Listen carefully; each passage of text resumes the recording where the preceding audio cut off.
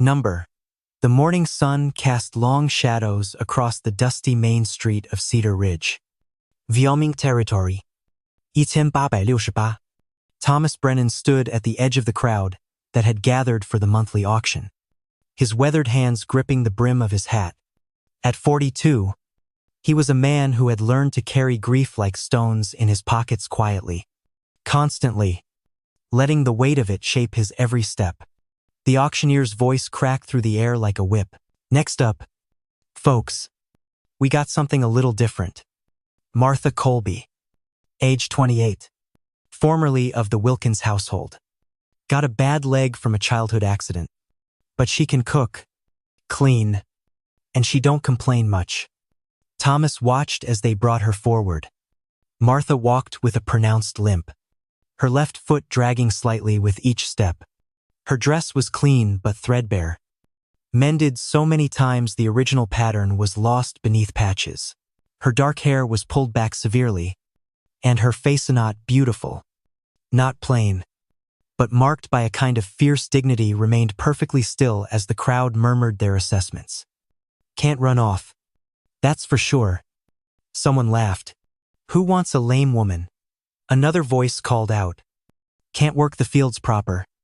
The auctioneer shifted uncomfortably. Now, she's got skills. Educated, too, can read and write better than most men in this town. Starting bid at $10. Silence stretched across the square. Martha stood straighter, her chin lifting slightly, but her eyes remained fixed on some distant point beyond the crowd. She knew what she was worth in their eyes: less than a good milk cow, less than a serviceable plow horse. $5? The auctioneer tried again, his voice losing its earlier confidence. Still nothing. The sun beat down mercilessly, and somewhere a dog barked in the distance. Surely someone needs household help. The auctioneer pressed on. $3. That's barely the cost of Lebo. $2. The voice came from Thomas, surprising even himself. He hadn't meant to speak, hadn't meant to be here at all. He'd only come to town for supplies, to restock before another long winter alone on his ranch with the 3 orphan children he'd taken in after his brother died. Every head turned to look at him. Martha's gaze finally shifted, meeting his for just a moment before dropping to the ground. $2. The auctioneer repeated, relief evident in his voice. Sold to Thomas Brennan. As Thomas made his way to the platform to pay, he heard the whispers following him. Brennan's the one whose wife died last winter, living out there with those wild children. Desperate times, I suppose. He paid the money. 2 silver dollars that clinked dully as they hit the auctioneer's palm. Man turned to Martha. Up close, he could see the fine lines around her eyes, the calluses on her hands, the careful way she held herself to minimize the visibility of her limp. Ma'am, he said quietly, my wagon's just over there. She nodded once, gathered her small bundle of belongings, and followed him through the parting crowd. Neither of them looked back. The ride to the ranch took 3 hours through rough country. Thomas focused on the reins, occasionally stealing glances at the woman sitting rigid beside him.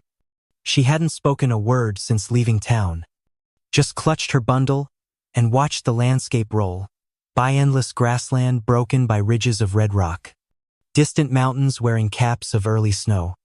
I should tell you about the ranch, Thomas finally said, his voice rusty from disuse. It's not much. The house needs work, and the barn's got a hole in the roof I've been meaning to fix. There's 3 children, my brother's kids. Sarah's 12, Johnny's 10, and little Emma just turned 6. Martha turned to look at him then. Really look at him. Your brother? Died in a mining accident 2 years back. Their mother passed when Emma was born. He paused, swallowing hard. My wife, Elizabeth, she helped with them until the fever took her last winter. I'm sorry, Martha said, and something in her voice told him she understood the weight of those losses. The children, they're good kids, but they've been running a bit wild.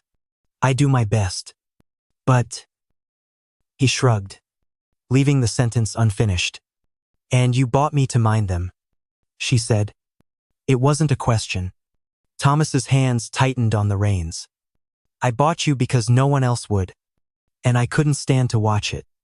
What happens next? Well, I suppose we'll figure that out together. Martha was quiet for a long moment. Then, so softly he almost missed it, she said, That's the first honest thing anyone said to me in months. The ranch appeared as they crested a hill, a modest 2-story house with a wraparound porch, a barn that had indeed seen better days, and a scattering of outbuildings. Smoke rose from the chimney, which meant Sarah had remembered to keep the fire going. As the wagon rolled to a stop, the front door burst open and 3 children tumbled out. They stopped short at the sight of Martha, their eyes wide with curiosity and something that might have been hope. Children, Thomas said, climbing down from the wagon. This is Miss Martha. She's come to stay with us. Johnny, all knees and elbows and suspicious eyes, stepped forward. You replacing Ma? No one could replace your Ma, Martha said before Thomas could answer. She climbed down from the wagon carefully, favoring her bad leg, but managing with practiced grace. But I can help with the things that need doing. Are you Johnny? The boy nodded, surprised she knew his name. And you must be Sarah, Martha continued, turning to the older girl. Your uncle told me you've been keeping the house. That's a big responsibility. Sarah's defensive posture softened slightly. Someone had to. Indeed. And this little one must be Emma. Martha smiled at the youngest, who was peeking out from behind her sister's skirts. Do you like stories? Emma? The child nodded shyly. Good. I know quite a few. Thomas watched this interaction with something stirring in his chest, not hope exactly, but the possibility of it. He reached for Martha's bundle, but she'd already lifted it herself. If you'll show me where I can put my things, she said. All business now. I'll see about supper. I imagine everyone's hungry. Sarah led her inside, the younger children trailing behind like ducklings. Thomas stood alone in the yard for a moment, wondering what he'd just set in motion. That first evening set the pattern for the days to come. Martha took stock of the kitchen with the efficiency of a general surveying a battlefield. The pantry was nearly bare, some flour, beans, a few preserves, and precious little else. We'll need supplies, she announced, rolling up her sleeves. But I can make do for tonight. What she produced from those meager ingredients was nothing short of miraculous. Biscuits light as clouds, beans seasoned with wild herbs she'd spotted and picked on the walk from the wagon to the house, and a pot of tea made from rose hips she'd found dried in a forgotten corner of the pantry. The children ate like they hadn't seen a proper meal in weeks, which, Thomas realized with a pang of guilt, might not be far from the truth. He'd been keeping them fed. But there was a difference between sustenance and nourishment, between filling bellies and feeding souls. After supper, Martha sat with them by the fire. Without being asked, she pulled out a small, worn book from her bundle and began to read. It was Robinson Crusoe, and even Johnny, who professed to hate books, found himself leaning in to hear about shipwrecks and survival on a desert island. Thomas sat in the corner, supposedly mending a harness, but really watching this strange woman who had entered their lives for the price of $2 silver. Her limp was more pronounced now, at the end of a long day, but she'd worked without complaint, bringing order to chaos with quiet determination. When the children finally trudged up to bed, Martha remained by the fire, her hands busy with knitting she'd pulled from her bundle. That was kind. What you did today, she said without looking up. At the auction, Thomas shifted in his chair. Wasn't kindness. Just couldn't abide. He stopped, searching for words. No one should be sold like livestock. And yet they are. Have been. Will be again. Her needles clicked steadily. I've been passed around like a burden no one wants to carry since I was 15. Too lame to be a proper wife. Too educated to be content with scrubbing floors. Too proud to beg. You get used to it. What happened when you were 15? She paused in her knitting. Horse spooked. Threw me into a fence post. Broke my leg in 3 places. The doctor was drunk. Said it wrong. By the time they got me to a proper physician, it was too late to fix it right. She resumed her work. My parents had plans for me a good marriage. Children. All the things proper young ladies aspire to. A lame daughter didn't fit those plans. Thomas understood about plans that didn't work out. About futures that twisted and broke like badly set bones. I'm not looking for pity. Martha continued. Just wanted you to know what you bought. I'll work hard. Harder than anyone else you could have hired. I'll tend those children like they were my own. But I won't pretend to F. Thomas nodded slowly. I'm not asking you to be anything but what you are. The children need. They need someone who gives a damn. That's all. I can do that, Martha said simply. They sat in companionable silence until the fire burned low. When Martha finally rose to retire, she paused at the stairs. Mr. Brennan, thank you for giving me a chance to be useful again. After she'd gone, Thomas sat alone in the darkness, thinking about usefulness and worth, about the price of a human soul and the value of dignity preserved. $2. It seemed both far too much and nowhere near enough. The next morning brought the first real test. Thomas woke to the sound of raised voices from the kitchen. He dressed quickly and headed downstairs to find Johnny squared off against Martha. His face red with anger. You're not my ma, the boy shouted. You can't tell me what to do. Martha stood calmly by the stove, a wooden spoon in her hand. I'm not trying to be your mother, Johnny, but I am asking you to wash your hands before breakfast. It's a reasonable request. I don't have to listen to you. You're just. The boy struggled for words cruel enough to wound. Just a cripple Uncle Tom bought 'cause no one else wanted you. The words hung in the air like a physical blow. Sarah gasped. Emma started to cry. And Thomas felt rage rise in his chest. But before he could intervene, Martha set down her spoon and took a step toward Johnny. Her limp was pronounced. Undeniable. You're right, she said quietly. I am lame. And your uncle did buy me at auction because no one else bid. Those are facts. She took another step. Here's another fact. Your hands are dirty. And in this house, we wash before meals. Not because I say so, but because it's what civilized people do.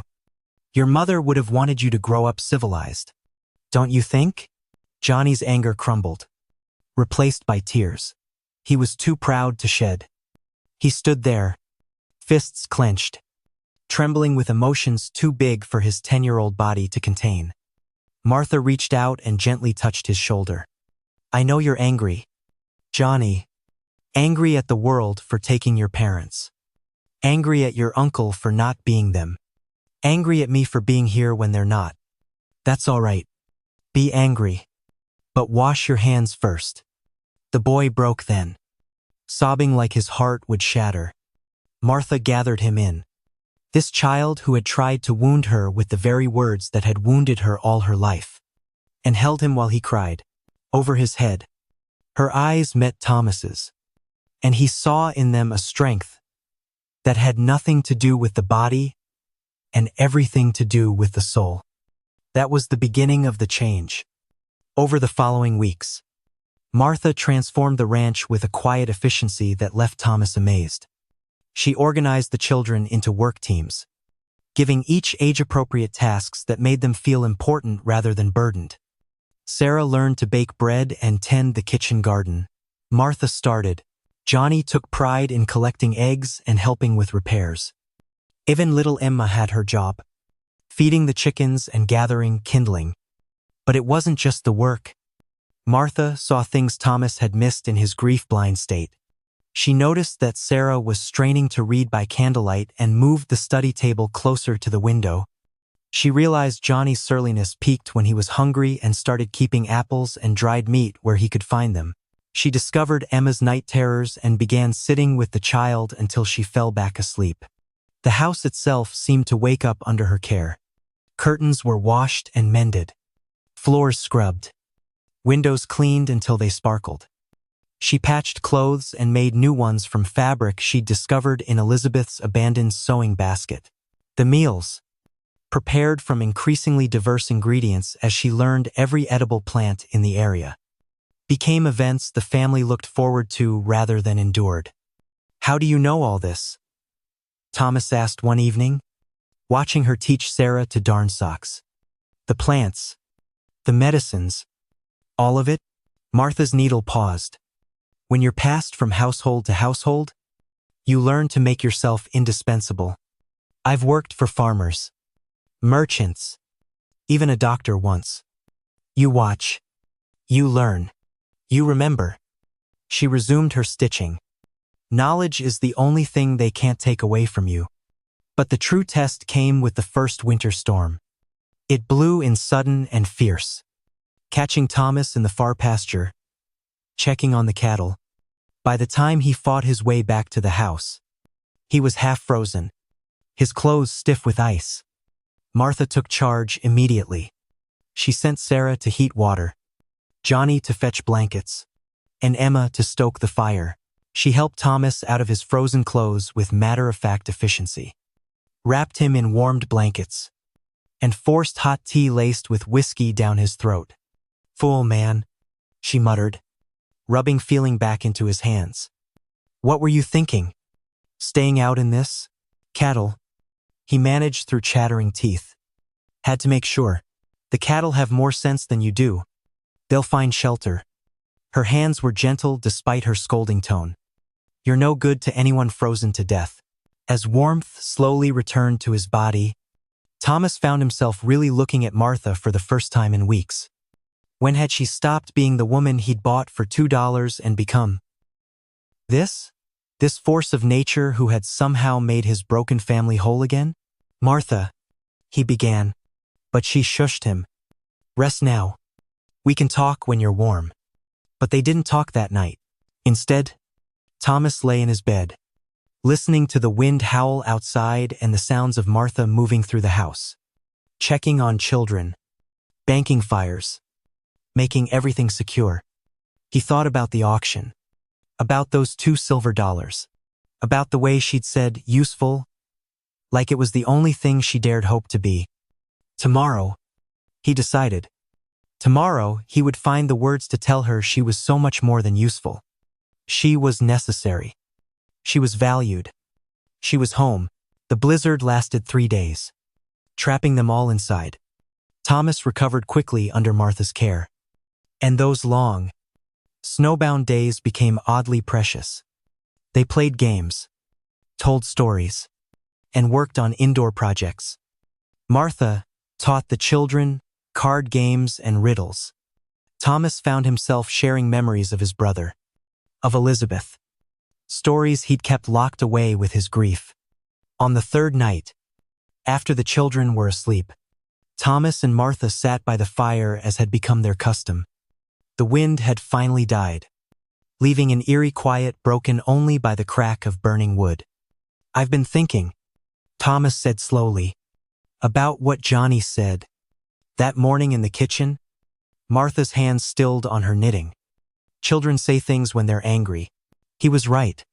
Though, I did buy you, like you were property." The words tasted bitter. "I've been no better than the others." "Stop." Martha's voice was firm. "You've been nothing like the others. You gave me work, purpose, dignity. You've never once made me feel like property. But the fact remains that you saved me from something worse. Do you know what happens to women like me? Lame women with no family, no money, no prospects?" Her knitting needles clicked faster. "We end up in places where $2 wouldn't buy an hour of what's expected. You saved me from that." Thomas felt sick at the thought. Martha, I'm grateful, Mr. Brennan. More grateful than you know. She set down her knitting and looked at him directly. But if it bothers you, the circumstances of my arrival, there's a simple solution. What's that? Pay me a wage. Make me an employee. Not a... She gestured vaguely. Whatever I am now. Thomas considered this. What would be fair? Room, board, and $5 a month. 10. He countered immediately. Plus a share of any profits from the garden produce you sell in town? Martha blinked in surprise. That's too much. It's not enough. But it's what I can afford. He stood, suddenly needing to move. I'll draw up papers tomorrow. Proper employment papers. And Martha? He turned back to her. I'm sorry. For all of it. You deserved better than an auction block. We all deserve better than what we get sometimes. She said softly. The lucky ones find a way to make something good from it anyway. That night, Thomas lay awake thinking about luck and choices. About $2 silver and immeasurable worth. Outside, the snow began to fall again. But inside, their house was warm and safe and whole. The next morning brought clear skies and a world transformed by snow. Thomas, true to his word, wrote up employment papers that made Martha officially the ranch's housekeeper and governess. She signed them with a steady hand. And if her eyes were brighter than usual, neither of them mentioned it. Life settled into new rhythms. Martha established routines that gave structure to their days while still allowing for spontaneity. Lessons in the morning, chores in the afternoon, evenings for reading and handwork. The children thrived under her care, growing not just in body but in confidence and capability. Spring arrived with its usual mix of hope and hard work. The garden Martha had planned all winter became reality, with the children eager participants in planting and tending. The ranch, which had felt like it was slowly dying, began to show signs of life again.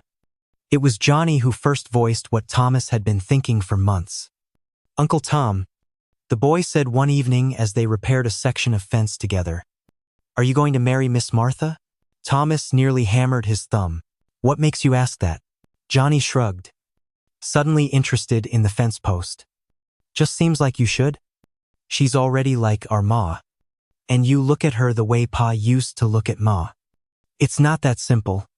Son. Why not? Why not indeed? Thomas had a dozen reasons Martha deserved better than a widowed rancher, with 3 children and a mortgage spread. She was his employee. She might not feel the same way. But underneath all those reasons was fear. Fear of losing again. Of risking his heart when it had barely healed from the last breaking. Sometimes grown-up things are complicated, he said finally. Johnny gave him a look that said he thought grown-ups made things complicated that didn't need to be. But he let the subject drop. That evening at supper, Thomas found himself watching Martha as she helped Emma cut her meat. The late sunlight through the window caught the silver threads in her dark hair, highlighted the laugh lines around her eyes. When had she become beautiful to him? Not conventionally pretty, perhaps, but beautiful in the way of strong things that endure like old trees and mountain stone. After the meal, as they all sat on the porch, watching the sunset paint the sky in shades of rose and gold, Emma climbed into Martha's lap. Miss Martha, the child said, will you stay with us forever? Martha's hands stilled where they'd been smoothing Emma's hair. Would you like me to? Yes, Emma said immediately. So would Sarah and Johnny and Uncle Tom.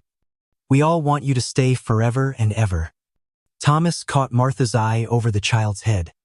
Something passed between them, fragile as spun glass but undeniable. Well, Martha said carefully, forever is a very long time, but I'm not planning to go anywhere anytime soon. That night, Thomas made a decision. He would court Martha properly, the way she deserved.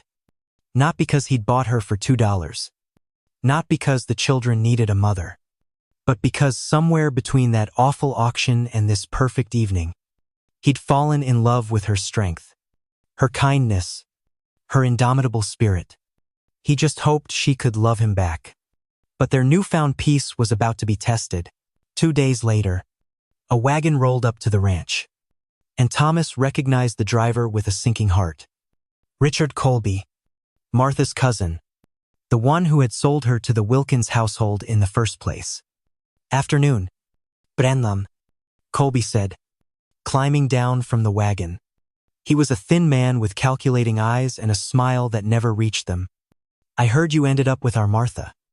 Miss Colby works for me." "Yes," Thomas said carefully. "What can I do for you?" "Well, that's the thing." Colby's smile widened. "See, there's been a misunderstanding. Martha was never meant to be sold permanent-like. She was just supposed to work off a family debt. That debt's been paid now, so I've come to collect her." Thomas felt ice in his veins. "She was sold at public auction. I have a bill of sale. From the Wilkins family." "Sure, but they didn't have the right to sell her. She belongs to the Colby family. Always has." He pulled out a sheaf of papers. "Got the documents right here. Judge in Cheyenne already looked them over. Says I'm within my rights to reclaim family property." "I'm not property." Martha's voice came from the doorway. She stood straight despite her limp, chin raised, eyes blazing. "I'm a free woman. Richard, you can't just—" "Actually, I can." Colby's false friendliness dropped away. "Your daddy signed papers before he died, making me your legal guardian till you marry or turn 30. You're, what, 28? That gives me 2 more years of say over where you go and what you do. My father would never. Your father owed me $300. It was that or debtor's prison." Colby shrugged. "Don't matter now. Get your things. I've got a position lined up for you with a family in Denver. They're paying good money for a governess who can't run off." Thomas stepped forward. "Now wait just a minute." "No. You wait." Colby's hand moved to the gun at his hip. "I've got the law on my side. You can hand her over peaceable. Or I can come back with the sheriff. Your choice." "How much?" Thomas asked quietly. "Beg pardon?" "The debt. How much to clear it?" Colby's eyes lit with greed. "Well now, that's different. The original debt was $300 but with interest and my time and trouble. Let's say $500. $500. It might as well have been $5,000. Thomas had maybe $50 to his name, and that was earmarked for winter supplies. "I need time," Thomas said. "Give me a month to raise the money?" 2 weeks. Colby countered. "And she stays here where I can keep an eye on things. Don't want you two getting any ideas about running off." After Colby left, Thomas found Martha in the kitchen, furiously kneading bread dough. $500, she said without looking up. "Might as well ask for the moon. We'll find a way." "No." She turned to face him, floor dusting her hands. "I won't have you beggar yourself for me. You've done enough." "Martha, I mean it." "Thomas." His given name on her lips stopped him cold. "You gave me 6 good months. 6 months of feeling like I mattered. Like I was more than a lame woman nobody wanted. That's more than I ever expected to have. You're giving up?" "I'm being practical." But her voice cracked on the words. "I've been other people's property my whole life. At least with you. I got to pretend otherwise for a while." Thomas crossed the kitchen in 3 strides and took her flour-covered hands in his. "You're not property. You're not a burden. You're—" He struggled for words big enough to hold what he felt. "You're everything. Martha, you brought us back to life. All of us. I can't let you go. You don't have a choice. There's always a choice." He squeezed her hands gently. "I just need to find it." That night, Thomas barely slept. He ran through every possibility, every asset he could sell, every favor he could call in. The cattle were already mortgaged. The land couldn't be sold without losing everything. The only thing of value was... He sat up in bed. Elizabeth's jewelry. She'd had a few nice pieces of her mother's brooch. A pearl necklace from their wedding. Gold earrings. He'd kept them in a box, unable to look at them since her death. Together, they might bring $100. Maybe $150. It wasn't enough, but it was a start. The next morning, he rode to town and sold the jewelry to the merchant, getting $120. Word of his situation had already spread. And at the general store, old Mrs. Patterson pulled him aside. "That Martha's a good woman," she said quietly. "Been teaching my granddaughter her letters when she comes to town. Won't take payment neither." She pressed a worn $20 bill into his hand. "It ain't much, but it's what I got." By the end of the day, Thomas had collected promises and small contributions from a dozen families Martha had quietly helped over the months. The doctor she'd assisted during the scarlet fever outbreak, the young mother whose baby she'd helped deliver, the widow she'd taught to read. They all gave what they could. But it still only totaled $300. When he returned home, he found the children huddled on the porch. Fast stricken. He came back. Sarah said, "That awful man, he told Miss Martha she better start packing." Inside, Thomas found Martha sitting by the fire, her packed bag at her feet. She looked up when he entered, and the resignation in her eyes broke his heart. "Don't look like that," she said softly. "We knew this was temporary." "I have $300, he said. "I'll get the rest. I just need more time." "You won't get it. Richard wants me gone. Wants to punish me for being happy." She stood, favoring her bad leg more than usual. "It's all right, Thomas. I'm used to leaving." "Well, I'm not used to letting you go." The next days passed in a blur of desperate activity. Thomas sold everything he could: his father's watch, his good saddle, even his winter coat. The children contributed their small treasures. Sarah sold her doll, Johnny his pocket knife, Emma her picture book. But they were still $100 short when Colby returned. "Time's up," he announced, standing in their yard like a vulture. "You got my money?" "I have 400, Thomas said. "Give me another week." Deal was 500 in 2 weeks. "You're short and late." Colby smirked. "Martha, get in the wagon." Martha emerged from the house. Back in Hunt. She'd said her goodbyes to the children inside, away from Colby's greedy eyes. Her face was composed, but Thomas could see the effort it cost her. She was halfway to the wagon when Johnny burst from the house. "No," he shouted. "You can't take her. She's ours." "Johnny, don't," Martha said gently. But the boy was past listening. "She's our ma now. She fixed us when we were broken. You can't." His voice broke on a sob. Sarah and Emma followed, both crying. They clung to Martha's skirts, begging her not to go. "Now see here," Colby started, but Thomas cut him off. "Wait." He reached into his pocket and pulled out a folded paper. "There's one more thing. A legal document you might want to see." Colby snatched the paper and read it, his face growing red. "What is this?" "A marriage certificate," Thomas said calmly. "Martha and I were married yesterday evening. Judge Watson officiated. That makes her my wife, not your ward." Martha gasped. "Thomas, we didn't." He agreed, meeting her eyes. "But we could have, should have. I've loved you for months." Colby Martha Brennan. "I was just too scared to say it. Scared of losing again. But I'm more scared of losing you." Colby crumpled the paper. "This is fake?" "Has to be. Check with Judge Watson if you like." Thomas pulled out another document. "And while you're at it, check this bill of sale. The one from the original auction. Turns out, the Wilkins family did have the right to sell Martha's labor contract. Your guardianship ended when she turned 25, which was 3 years ago. She's been a free woman this whole time. That's impossible.